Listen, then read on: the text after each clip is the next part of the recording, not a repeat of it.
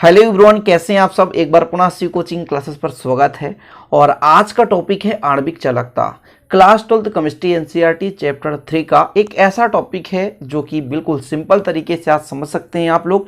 लेकिन कभी कभी क्या होता है कि इतना डाउट होता है कि लोगों को समझ में नहीं आता कि है क्या आणविक चालकता, मोलर चालकता, सेल स्थिरांक। ये ऐसे छोटे छोटे टॉपिक्स होते हैं जो कि एकदम पकाऊ सा बच्चों के मन में रहता है, लेकिन बहुत सिंपल तरीके से आप तैयार कर सकते हैं। देखिए शुरू करते हैं। सबसे पहले इस परिभाषा को समझें, इसके बाद प्यारे भाइयों इसका जो भी डीप होगा वो मैं आपको समझाऊंगा। जैसे किसी विद्युत अपघट्य विलयन की आणविक चालकता उन समस्त आयनों की चालकता है जो 1 ग्राम मोल विद्युत को भी ml में विलय करने से उत्पन्न होती है।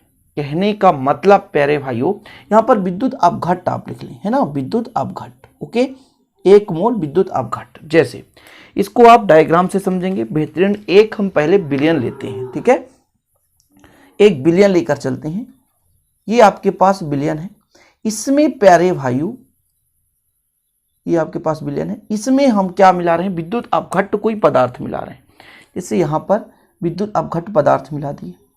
अब जब ये विद्युत अपघट्य है प्यारे भाइयों, तो वो धन और ऋण के रूप में टूटेगा। मतलब जो पॉजिटिव चार्ज और निगेटिव चार्ज दोनों अलग हो जाएंगे।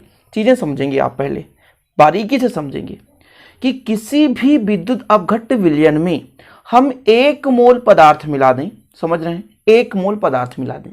1 मोल पदार्थ मिलाने के बाद वो आयनों में अपघटित हो जाएगा। जैसे हमने यहां पर आपसे कहा कि NaOH की मात्रा हमने मिला दी। अब NaOH को हम तोड़ेंगे प्यारे भाइयों, तो Na पॉजिटिव और OH निगेटिव आयन के रूप में टूटेगा। चीजें क्लियर है।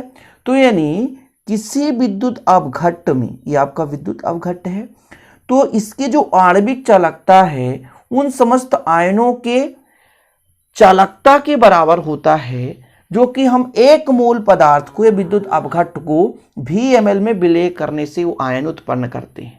कहने का मतलब किसी विद्युत अपघट्य विलयन में 1 मोल हम मिला दिए पदार्थ को, 1 मोल विद्युत अपघट्य को मिला दिए, तो उनके आयनों की जितनी गतिशीलता होगी, उनके आयन में जितना गति होगा, वही निर्धारित करेगा आणविक चालकता को। समझ गए प्यारे भाइयों सिंपल से, कि आपके पास एक विद्युत अपघट्य विलयन था, उसमें आपने 1 मोल पदार्थ मिला दिया, 1 मोल अणुभार वाला पदार्थ मिला दिया, कुछ भी कह सकते हैं। अब उस पदार्थ को मिलाने से जो उसमें आयन उत्पन्न हुए, जितनी उनकी आयनों की चालकता होगी, वही आणविक चालकता कहलाएगी। क्लियर है, सिंपल तरीका, समझ गए। किसी विद्युत अपघट्य विलयन की आणविक चालकता उन समस्त आयनों की चालकता है जो कि 1 मोल विद्युत अपघट्य को VmL में विलय करने से उत्पन्न होती है। यानी VmL आपका आयतन है, उसमें हमने 1 मोल विद्युत अपघट्य को मिला दिया और ऐसा पदार्थ मिलाया प्यारे भाई जो आयन के रूप में अपघटित हो जाए, तभी तो उन आयनों की चालकता ही आणविक चालकता कहलाएगी। सिंपल तरीके से समझ गए ना, बहुत ही सिंपल है भाई। देखने को देखो, परिभाषा देखो कितना खतरनाक दिख रहा, लेकिन कुछ भी नहीं है। ये जो लैम्ब्डा m है ये संकेत है, ठीक है। लैम्ब्डा m क्या है, संकेत है किसकी, आणविक चालकता के। और जो लैम्ब्डा m होता है वो k और v के मल्टीपल होता है। मतलब k क्या है, विशिष्ट चालकता। अब विशिष्ट चालकता क्या है, इस पर मैंने वीडियो बना दिया कि विशिष्ट प्रतिरोध का व्युत्क्रम प्यारे भाइयों विशिष्ट चालकता कहलाती है। इस पर ऑलरेडी छोटे छोटे वीडियो बनाने का तात्पर्य रहता है कि आप लोग छोटे से वीडियो में बारीकी से उसे समझ सकें। ठीक है, चीजें क्लियर है। तो मतलब कहने का यह हुआ कि विशिष्ट चालकता का विशिष्ट प्रतिरोध का व्युत्क्रम क्या कहलाता है, विशिष्ट चालकता। और आयतन क्या है, जितना हमने विलयन लिया है, जिस विलयन में विद्युत अपघट्य मिला रहे हैं, तो जो टोटल आणविक चालकता है वो विशिष्ट चालकता के और आयतन v के मल्टीपल के बराबर होता है। इतना क्लियर हो गया। मतलब प्यारे भाइयों यहां पर एक आपके पास विलयन था, विद्युत अपघट्य था, और उस विलयन में हमने एक NaOH या अन्य कोई पदार्थ मिला दिया, 1 ग्राम मोल का मिला दिया प्यारे भाइयों। तो उसके मिलाने से जो उसमें आयन उत्पन्न हुए और उन आयनों की चालकता ही आणविक चालकता कहलाती है। क्लियर, इतना समझ गए ना सिंपल तरीके से। इसे लैम्ब्डा m से दर्शाते हैं, जो किसके मल्टीपल होता है, k इंटू v के। k क्या है, विशिष्ट चालकता है, v क्या है, आपका आयतन है। अब समझेंगे, मैं मान के चलता हूं कि m मोल यहां पर मैं आपको सिर्फ समझा रहा हूं। एम मोल कितने में मिला हुआ है? 1000 घन सेंटीमीटर में। मान के चलता हूं एम मोल घन से, अच्छा घन सेंटीमीटर क्यों कर रहे हैं प्यारे भाइयों? सेंटीमीटर क्यूब क्यों कर रहे हैं? हम सेंटीमीटर लिख दें। अच्छा प्यारे भाइयों, यहां पर आयतन की बात कर रहे हैं और आयतन में 3 चीज होती है, समझ रहे ना, सिंपल फिजिक्स की भाषा में आप समझें। आयतन में 3 चीज होता है, लंबाई, चौड़ाई और ऊंचाई, समझ गए ना, इसलिए सेंटीमीटर क्यूब ऐसे में आपको याद रहेगा।